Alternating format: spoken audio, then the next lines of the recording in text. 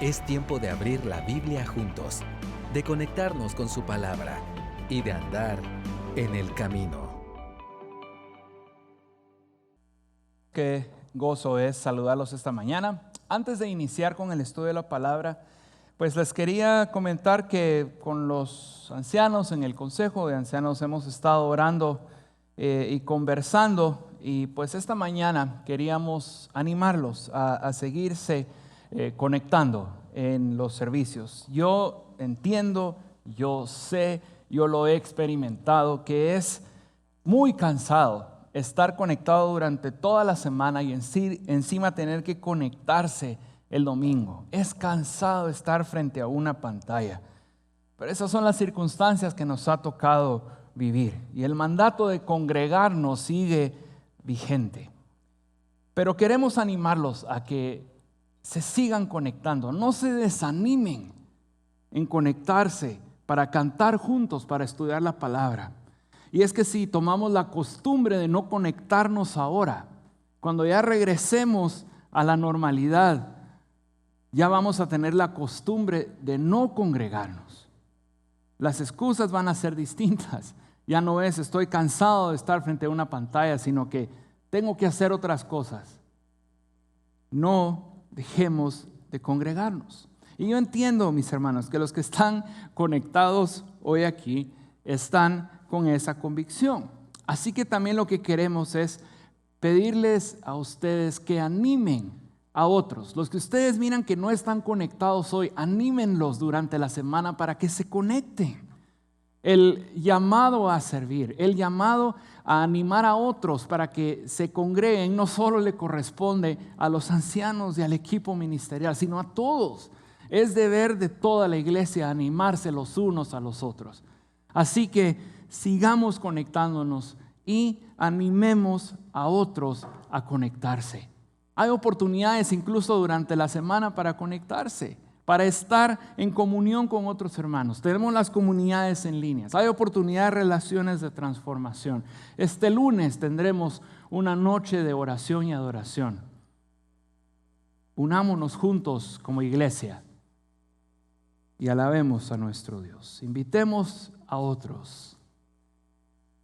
Muy bien, entonces, poniendo nuestra atención ahora en la palabra de Dios. Si ustedes recuerdan, durante las últimas semanas hemos estado estudiando el libro de Daniel y ya estamos en los últimos capítulos. Ya vamos por el capítulo 11. Y la porción del capítulo 11 que vamos a estar estudiando esta mañana, el ángel que interpretaba procede a explicarle a Daniel en relación al futuro, de acontecimientos futuros del pueblo de Daniel, los judíos. Se trata de una interpretación que realmente habíamos estado esperando desde el capítulo 10, que estudiamos la semana pasada. Esta revelación inicia en el mismo lugar que la visión del carnero y el macho cabrío del capítulo 8 de Daniel. Y realmente inicia con la imagen del sueño de Nabucodonosor en el capítulo 2, con el segundo reino descrito, el imperio medo-persa. Ahora, aclaro una cosa sobre las visiones o los eventos que vio Daniel. Todos estos eventos, desde su punto de vista, desde el punto de vista de Daniel, son eventos que no habían sucedido, son eventos a futuro. Para nosotros, desde nuestro punto de vista, son eventos que ya sucedieron en la historia. Entonces, lo que vamos a hacer en nuestro pasaje de esta mañana es lo siguiente.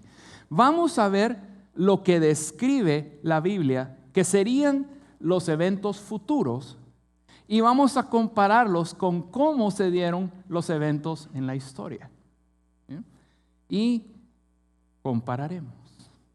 Ahora, si ustedes recuerdan lo que ya leímos con David, esto sucede durante el reinado de Darío, llamado el Darío el Grande. ¿Muy bien? Voy a leer también de la Nueva Biblia de las Américas. Empecemos con el versículo 2. Dice: ahora te declararé la verdad. Se levantarán 3 reyes más en Persia, y un cuarto rey obtendrá muchas más riquezas que todos ellos. Cuando éste se haya hecho fuerte con sus riquezas, provocará a todo el imperio contra el reino de Grecia. Ahora, Daniel entonces inicialmente se entera que 3 reyes persas más van a venir después de Darío, quien actualmente era el rey del imperio. Ahora, históricamente estos reyes serían Cambises, Esmerdis y Darío I. El 4º rey persa que menciona el versículo que vendría y que sería más fuerte que sus antecesores fue el rey Jerjes I. Es conocido también como el rey Asuero y así se le llama en el Antiguo Testamento. Pues este rey Jerjes atacó Grecia en el año 480 a.C. con un ejército inmenso, como también describe el versículo 2. Esta guerra es donde se dio aquella batalla famosa de los 300 soldados de Leonidas. ¿Se recuerdan en el desfiladero de Termópilas? Fue una derrota terrible para el ejército de Jerjes y nunca logró recuperarse. Y es que se trataba de un ejército inmenso, eran cientos de miles de soldados. Inicialmente había tenido algunas victorias importantes sobre Atenas, sobre Corinto, pero su fuerza naval, su marina, fue destruida por Grecia en la batalla de Salamina. Esto causó que Jerjes huyera y dejara a un comandante en su lugar, pero la derrota ya estaba asegurada. Si nosotros tratamos de encontrar en la Biblia dónde o en qué momento se dio esta derrota, lo vamos a encontrar muy probablemente entre el libro o el capítulo 1 y el capítulo 2 de Esther. Muy bien, entonces vemos cómo el versículo 2 se cumple en la historia, como predijo la Biblia. Versículo 3 dice: se levantará entonces un rey poderoso que gobernará con gran autoridad y hará lo que le plazca. Pero cuando se haya levantado, su reino será fragmentado y repartido hacia los 4 vientos del cielo, no a sus descendientes, ni según el poder que ejerció, pues su reino será arrancado y dado a otros fuera de ellos. Muy bien, comparemos. En el versículo 3 vemos la descripción entonces de un rey que gobernará con gran autoridad y que va a hacer lo que él quiera. Se trata de Alejandro Magno. Y él, por supuesto, era griego. Su invasión del imperio persa se interpreta como una venganza por la invasión que había intentado Jerjes años antes. Primero atacó a los persas en Constantinopla en el año 334 a.C. y ganó. Y derrotó completamente a los persas en Nínive en el año 331. Su conquista del mundo antiguo, ya lo hemos mencionado en varias predicaciones porque varios libros de Daniel hablan de Alejandro Magno. Su conquista del mundo conocido se dio solamente en 5 años. Increíble. Y en el versículo 4 vemos cómo se predice el fin del reino de Alejandro Magno. Él murió joven, murió prematuramente en Babilonia, su capital imperial, en el año 323 a.C. Él tuvo 2 hijos, Heracles y Alejandro, pero estos fueron asesinados cuando eran muy jóvenes, como también su tío Felipe. Entonces, como dice el versículo que acabamos de leer, sus hijos no entraron a gobernar. El reino de Alejandro fue dividido en 4 generales. ¿Ven cómo coincide con lo que dice el versículo? A los 4 vientos fueron 4 generales. Casandro reinó sobre Macedonia y Grecia. Lisímaco sobre Tracia y Asia Menor. Prestémosle atención a los siguientes 2 nombres que establecen la base para todo lo que viene a continuación. Seleuco sobre Asia Oriental y Ptolomeo sobre Egipto y Palestina. Sí, tuve que repasar estos nombres antes de decirlos para no confundirme aquí. El imperio griego, después de la muerte de Alejandro Magno, no pudo retener nunca la unidad y fuerza que tenía cuando aún estaba vivo. Nuevamente, como encontramos en el versículo 4. Muy bien. Pasaremos ahora al versículo 5, solo antes una introducción. El ángel ahora empieza a describir los sucesos de 2 reinos. Habla del rey del norte y habla del rey del sur. Este norte y sur son con respecto a Palestina. Es decir, el punto de referencia es Palestina, hacia el norte y hacia el sur.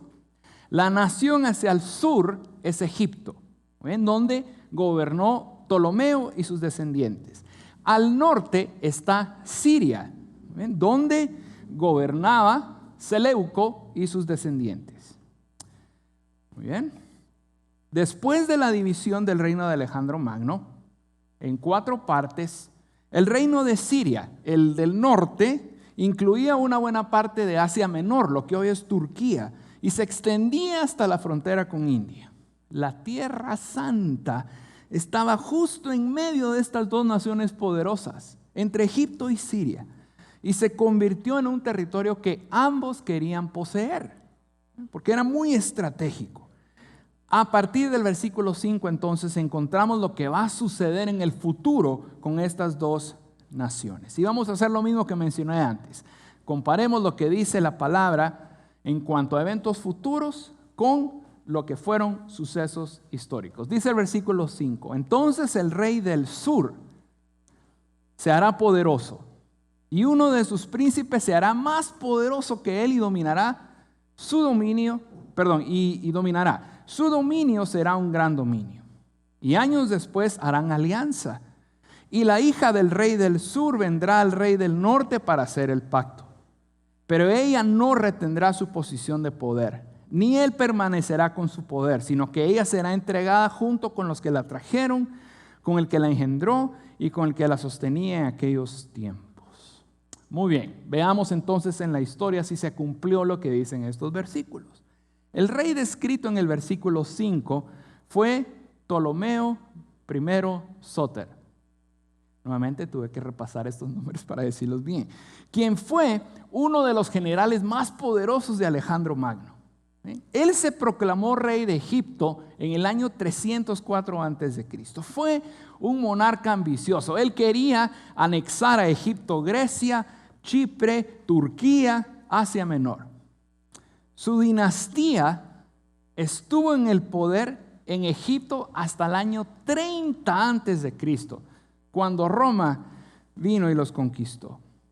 El príncipe al que se hace relación no es su hijo de carne, sino que se trata de Seleuco I Nicator, quien fue otro general de Alejandro Magno. Seleuco había obtenido autoridad para reinar sobre Babilonia en el año 321 a.C. Sin embargo, unos años después, en el 316, otro general de Alejandro Magno, que se llamaba Antígono, atacó Babilonia. Seleuco de Siria no tenía posibilidad de ganar. Entonces pidió ayuda a Ptolomeo de Egipto, quien tenía un poder muy superior. Y entonces con su patrocinio pudo vencer y pudo retener Babilonia.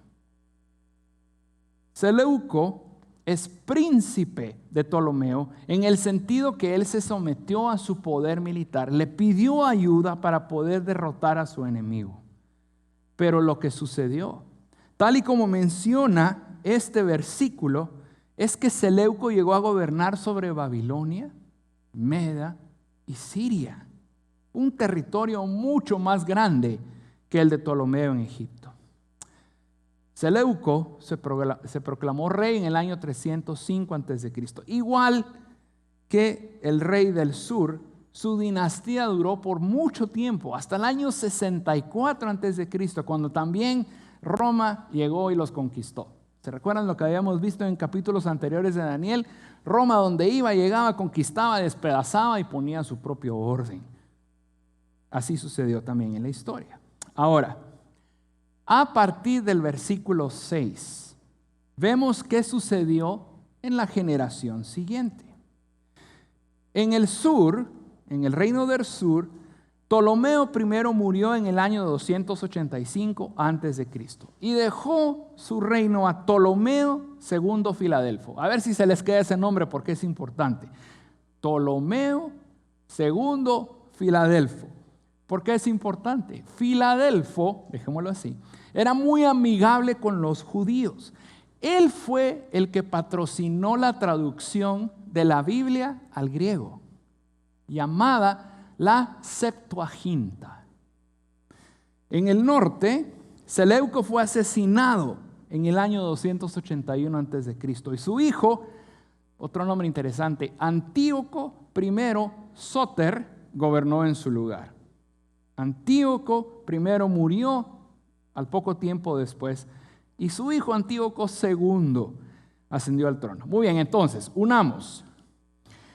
Ptolomeo II Filadelfo de Egipto, el de la Septuaginta, el de los 70 traductores, gobernaba en el sur.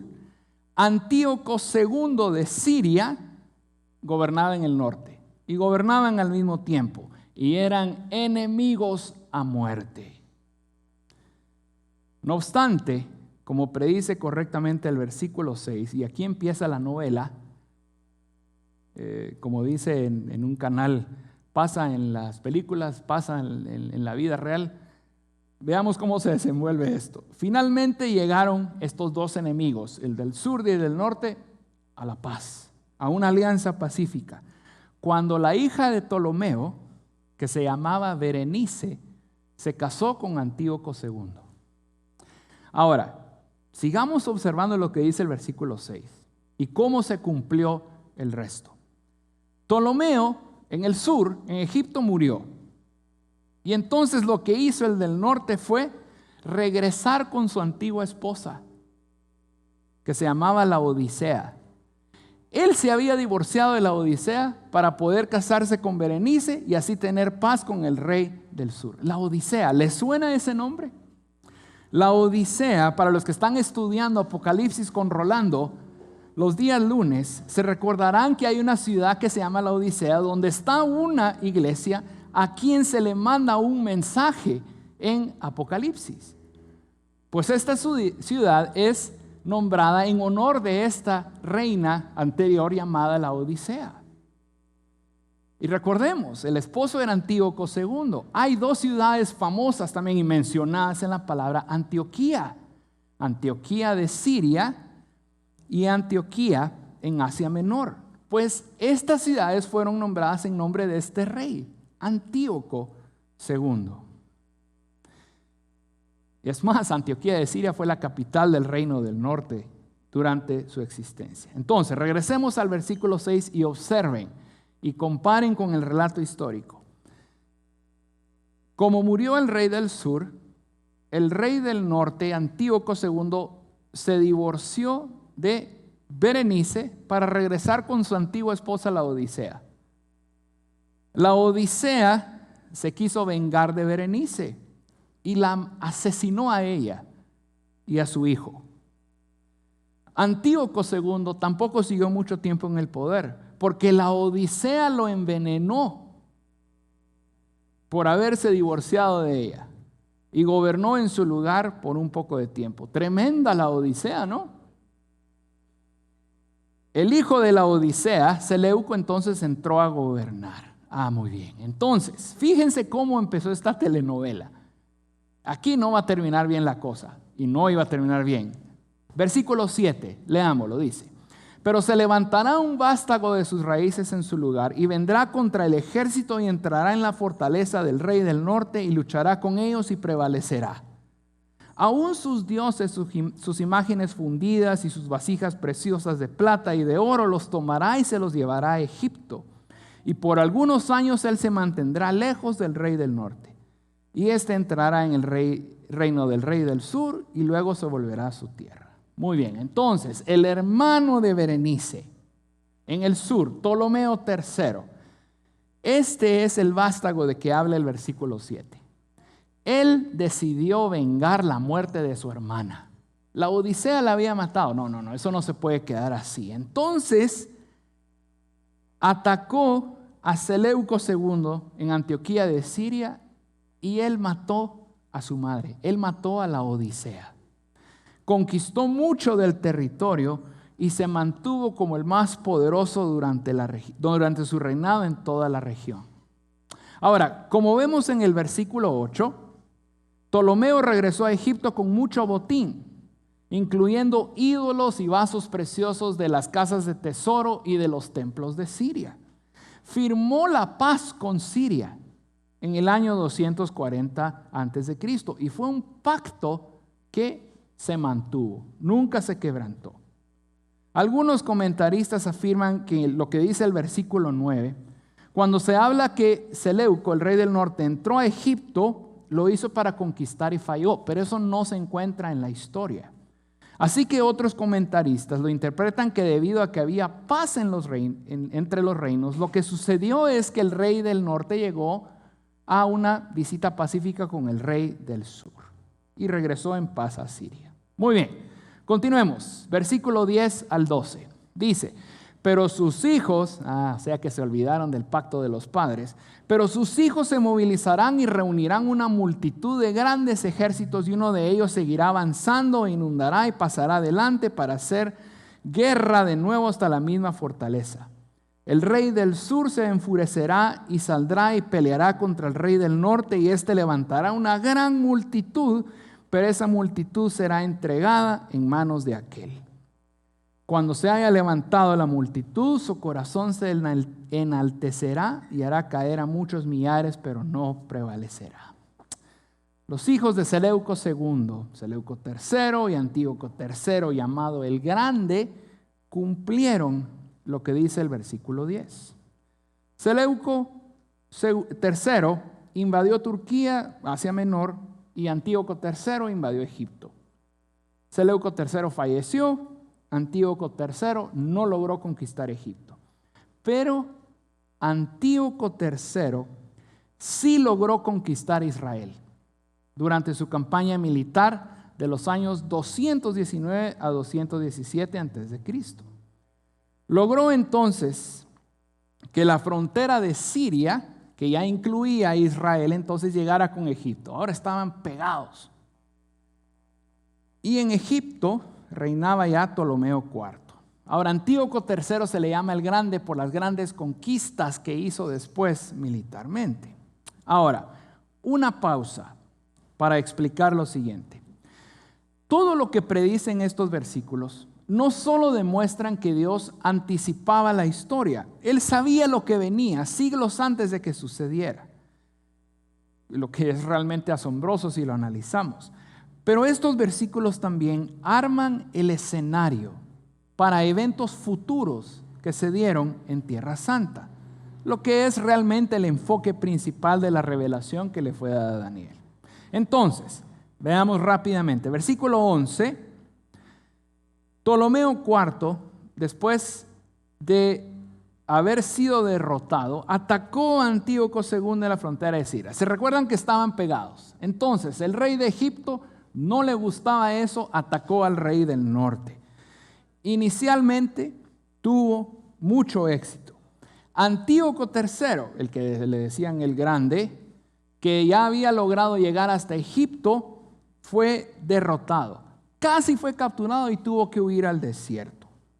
Pero entonces, como vemos también en el versículo 12, el rey del sur se enorgulleció y dijo, yo ya no tengo ninguna necesidad de atacar el norte, el ejército está derrotado, yo soy victorioso, quedémonos como estamos. Pero sobrevivió el rey del norte, Antíoco III. Y entonces a partir del versículo 13 vemos todo lo que hizo Antíoco III. Leamos, dice, el rey del norte volverá a levantar una multitud mayor que la primera, y después de algunos años avanzará con un gran ejército y con mucho equipo. En aquellos tiempos muchos se levantarán contra el rey del sur. Ojo con esto. Los violentos de tu pueblo, le está hablando a Daniel, le está hablando a Israel. Los violentos de tu pueblo también se levantarán para cumplir la visión, pero caerán. Vendrá el rey del norte, levantará un terraplén, tomará una ciudad bien fortificada. Las fuerzas del sur no podrán mantenerse, ni aun sus tropas más selectas, porque no habrá fuerzas para resistir. Pero el que viene contra él hará lo que quiera y nadie podrá resistirlo, y permanecerá por algún tiempo en la tierra hermosa, llevando la destrucción en su mano. Y afirmará su rostro para venir con el poder de todo su reino, trayendo consigo oferta de paz, lo cual llevará a cabo. También le dará una hija de las mujeres para destruirlo, pero ella no le respaldará ni se pondrá a su lado. Entonces volverá su rostro hacia las costas y tomará muchas de ellas, pero un príncipe pondrá fin a su afrenta. Además, hará recaer sobre él su afrenta. Después volverá su rostro hacia las fortalezas de su tierra, pero tropezará y caerá y no se le hallará más. Y se levantará en su lugar otro que enviará un opresor a través de la joya de su reino. Pero a los pocos días será destruido, aunque no en ira ni en batalla. ¿Qué significa todo esto?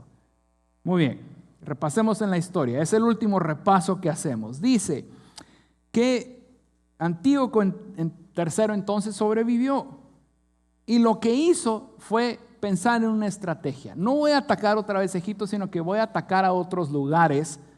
Y cuando ya tenga un ejército nuevamente grande, voy a invadir a Egipto. Le funcionó. Tuvo un ejército mucho más grande, derrotó a Egipto, pero ahora en Egipto había un nuevo rey, un niño rey que se llamaba Ptolomeo V. Y Antíoco III logró recuperar Palestina. Ahora, a partir del versículo 14 vemos dos actores que entran que no habíamos visto antes. Uno son los griegos y otro son los judíos. Ambos se unieron a Antíoco III para lograr conquistar Egipto. Ahora, algunos de los judíos, los que eran políticamente fervientes, creían que tendrían más libertad si Antíoco III era victorioso. Por eso es que decidieron unirse a él. Pero no sucedió. Antíoco III fue derrotado, como dice el versículo 14. Ahora, como dicen los versículos 15 y 16, Antíoco III sí tuvo victorias después. Conquistó ciudades, afirmó su control sobre la Tierra Santa e incluso entró a Jerusalén. Y todos en Jerusalén lo recibieron como el libertador, el benefactor. Y en el versículo 17 vemos una estrategia política que intentó, pero que falló. Roma cada vez era más poderosa. Y Antíoco III sentía que ya venía sobre él, que era inevitable. Y entonces pensó en un plan. Iba a mandar a una de sus hijas, que se llamaba Cleopatra. Ahora, no es la Cleopatra famosa que vemos unos 200 años después, que tuvo su romance con el general Marco Antonio y después Julio César. No es esa Cleopatra famosa. Es una hija de Antíoco. Esta Cleopatra, que es hija de Antíoco, sí es ascendiente de la Cleopatra famosa. Por eso ese nombre fue tomado en Egipto como un nombre común, a raíz de esta princesa que fue enviada de Siria a Egipto. Ahora, ¿qué pasó? No le salió la estrategia a Antíoco III, porque Cleopatra le gustó Egipto y defendió y estuvo siempre del lado de su esposo, a pesar de que era un niño, en defensa de Egipto. No le salió la estrategia al rey del norte. Entonces, ¿qué hizo el rey del norte? Bueno, voy a atacar Grecia y voy a atacar Turquía, Asia Menor, para así detener a los romanos, que ya no se siguieran metiendo. Tuvo un éxito al principio, pero surgió un comandante romano, Claudio Scipio, que lo derrotó. Claudio Scipio es el príncipe del que habla el versículo 18. Y entonces, como vemos en el versículo 19, Antíoco regresó a Siria, pero murió ese mismo año. Finalmente llegamos al versículo 20. Y aquí encontramos descrito al sucesor de Antíoco III el Grande. Y este rey se llamaba Seleuco IV. Seleuco IV impuso muchos impuestos al pueblo, incluyendo a los judíos. Por eso es que se le llama opresor en el versículo 20. Cobraba muchos impuestos. ¿Por qué cobraba tanto? Porque él le tenía que pagar un impuesto a Roma. De algún lugar tenía que salir ese pago. La joya de la que habla el versículo 20 es Heliodoro. Era un recaudador de impuestos judío que había sido enviado a cobrarle impuestos a sus compatriotas. Heliodoro. Y comparen con el versículo 20. Heliodoro lo que hizo fue asesinar a Seleuco IV y lo envenenó. Y se cumple la profecía del versículo 20 que Seleuco IV no moriría ni por ira ni por batalla. Muy bien. Entonces, al nosotros estudiar estos versículos, es fácil ver que Dios conoce el futuro de antemano. Y si analizamos, acabamos de repasar más de 300 años de historia. 300 años de historia descritos en 20 versículos. Dios conoce el futuro de antemano. Es evidente que Él está en control. Dios reina sobre el surgimiento y la caída de reinos, de reyes, sean grandes, sean pequeños. Él dirige la historia de acuerdo con su plan soberano. Pero uno podría preguntarse, ¿y eso a mí qué?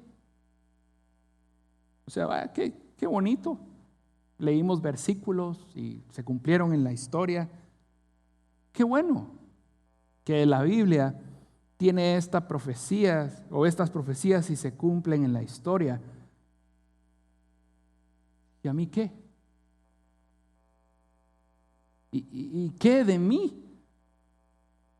O sea, sí, yo entiendo, por lo que estudiamos en Daniel, que Dios mueve reyes y mueve reinos a su voluntad. Completamente de acuerdo. Él es soberano sobre todas las naciones. Pero ¿qué de mi vida? ¿Será que a Dios le interesa? ¿Será que a Dios le importa mi vida? De la misma forma que Dios sabe lo que va a suceder con naciones, con reyes, con príncipes, con princesas, con reinos. ¿Será que Él sabe lo que va a suceder en mi vida? Busquemos en nuestras Biblias el Salmo 139. Salmo 139. Ahí encontramos respuesta a estas preguntas, a estas interrogantes. ¿Será que a Dios le intereso? ¿Será que Dios sabe mi vida como que sabe de todos estos reyes? Salmo 139. Vamos a leer de los versículos 13 al 16. Salmo 139, 13 al 16. Leo de la Reina Valera contemporánea. Dice: Tú, Señor, diste forma a mis entrañas. Tú me formaste en el vientre de mi madre. Te alabo porque tus obras son formidables, porque todo lo que haces es maravilloso. De eso estoy plenamente convencido.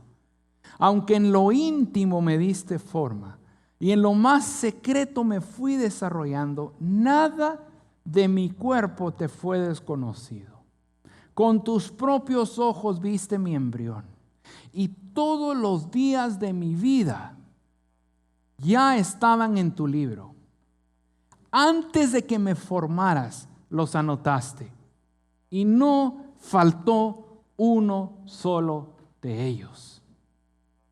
De la misma forma que Dios es soberano sobre las naciones, sobre reyes y sobre reinos, Dios es soberano sobre nuestras vidas, porque Él mismo nos formó, Él mismo nos creó, y en su libro estaban anotadas cada una de las cosas que iban a suceder en nuestras vidas, en mi vida, en tu vida, sin faltar un solo detalle. Sí le importas a Dios. Tu vida, tú eres importante para Dios.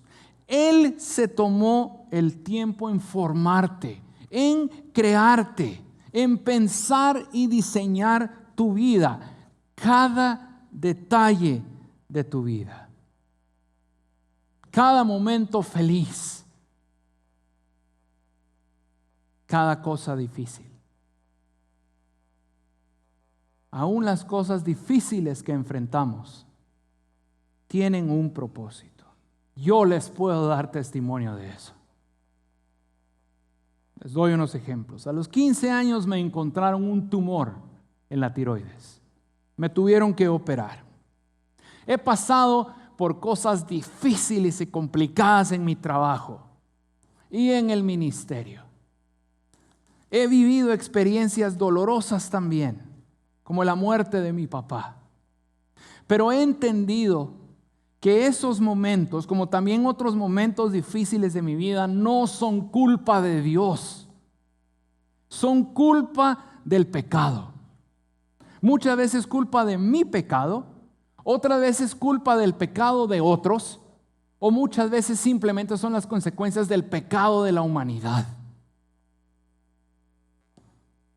Pero en todo eso, en cada circunstancia complicada que he vivido, he experimentado que Dios está conmigo.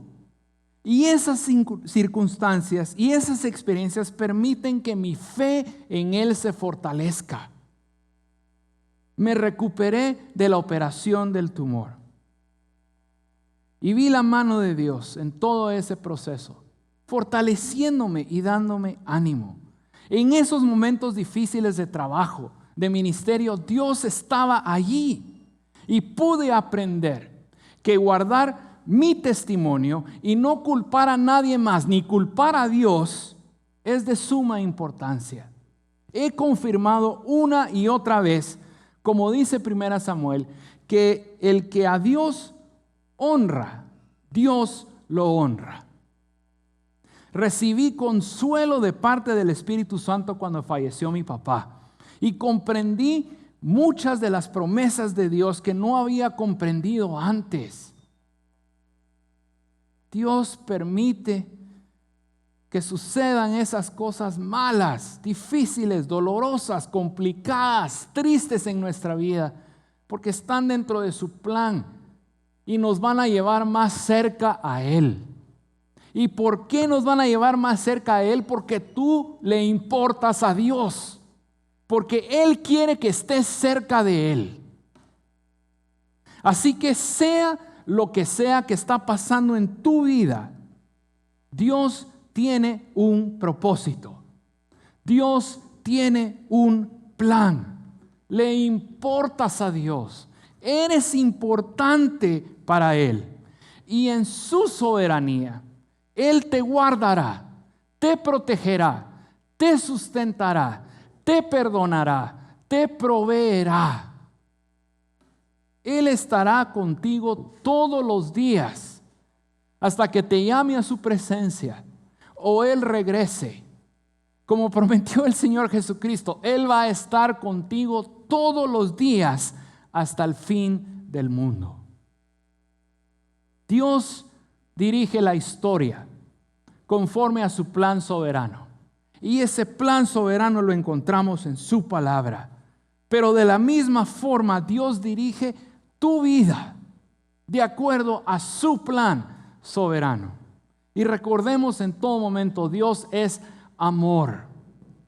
¿Y qué muestra más grande de su amor para ti y que se preocupa por ti que haber enviado a su Hijo unigénito para dar su vida en la cruz tomando tu lugar? Si alguna vez dudas de Dios, si alguna vez dudas del amor de Dios, recuerda, Cristo, quien no tenía que morir en la cruz, porque Él es santo y perfecto, murió y tomó tu lugar. Él es soberano, Él te ama y tiene un plan perfecto para tu vida. Y con ese amor eterno está presente en nuestras vidas todos los días. Dios es soberano sobre la historia, sobre el presente y sobre el futuro. Dios es soberano sobre nuestras vidas. Él es amor. Amémoslo de la misma forma, como hemos cantado. Yo te quiero amar como tú me amas a mí. Muéstrame cómo amarte como tú me has amado a mí. Hosana. Que Dios nos ayude a hacer esto. Oremos. Amado Padre Celestial, Te alabamos porque tú eres Dios. Tú eres soberano. Lo podemos comprobar en pasajes como el que leímos esta mañana, donde tú predices lo que va a suceder por siglos de antemano y se cumple. ¡Qué maravilla! ¡Qué increíble! Tú predices el futuro, eres el dueño del futuro, eres soberano.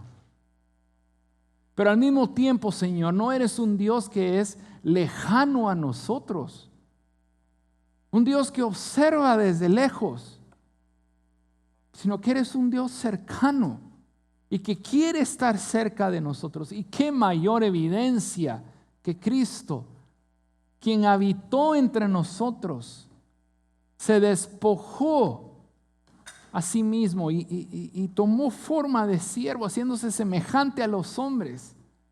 Y estando en la condición de hombre, se hizo obediente hasta la muerte y muerte de cruz. Qué mayor evidencia de que nosotros te importamos a ti, de que te preocupas por nosotros, de que nos amas. Así que, Señor, te alabamos porque eres soberano sobre el mundo, sobre su historia, sobre naciones, reyes, reinos, pero también sobre nuestra vida. Y tienes un plan perfecto para nosotros. Pero no eres un Dios que nos abandona y que nos deja, bueno, este es el plan que miren que hacen. Tú no eres así. Tú eres nuestra fuerza. Podemos confiar en ti. Tú eres nuestro sostén. Encontramos fortaleza en ti. Eres nuestra roca. Ayúdanos, Señor. Ayúdanos a amarte como tú nos amas a nosotros. Ayúdanos a someternos a ti, a tu voluntad. Ayúdanos a obedecerte, a tener vidas santas. Ayúdanos a confiar en ti. Ayúdanos a confiar en tus promesas. Oh Señor, eres nuestra fuerza, eres nuestra roca. Podemos confiar en ti. Todo esto te lo pedimos y te alabamos en el nombre de Jesús. Amén. Gracias por acompañarnos hoy. Esperamos que vuelvas y sigas conectado con la palabra. También te invitamos a que nos sigas en nuestras redes sociales. Hasta pronto.